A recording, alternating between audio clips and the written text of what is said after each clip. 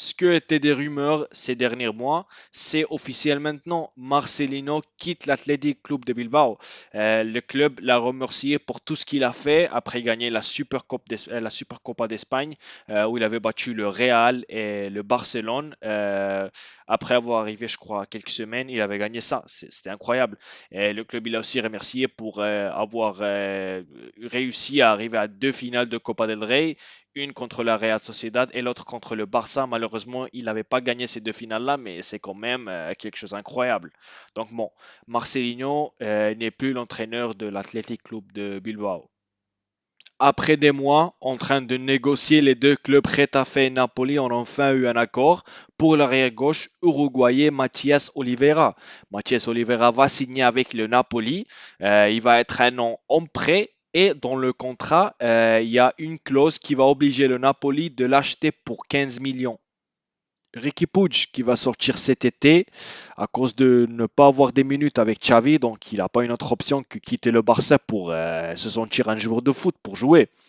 Mais bon, il y a trois équipes qui sont intéressées en lui, trois options. On parle de Celta Vigo, le Real Betis qui vont jouer l'Europa League et aussi essayer de se qualifier pour la Ligue des Champions comme ils ont fait cette année.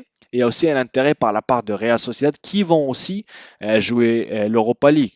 Donc là, il y a deux clubs qui vont jouer des compétitions européennes et il y a Celta Vigo.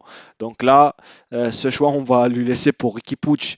Et maintenant que la saison est finie, il va pouvoir prendre son temps tranquillement et faire le bon choix. Je répète, il y a un intérêt par la part de Celta Vigo, Real Betis et la Real Sociedad. Il y a beaucoup de peur chez la Real Sociedad à propos le futur de l'attaquant norvégien Alexander Sørloth. Euh, Même s'il n'a pas fait une très très bonne saison, la Real Sociedad ils sont trop contents de l'avoir parce qu'il travaille dur, parce que il fait aussi un très très bon attaque avec le Suédois Alexander Isak. Donc la Real Sociedad ils sont prêts pour négocier avec Leipzig pour lui avoir soit en prêt ou l'acheter.